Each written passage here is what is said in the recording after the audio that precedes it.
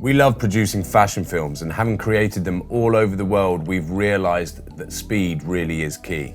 With only a short window to shoot our latest project, we went for a real stripped-down approach to kit. A handheld gimbal with a 24mm wide lens paired with a handheld 90mm prime lens. And this simple lightweight setup meant we could really focus on working with the models to get the best results, rather than lose time constantly switching equipment. We're keen to prioritise making fashion sets an enjoyable place to be. Relaxed models gives more natural performances, and with many of the models on this project getting in front of the camera for the first time, it was essential to put them at ease and make sure everyone was having fun. We had a beautiful location and wanted to use as much of it as possible.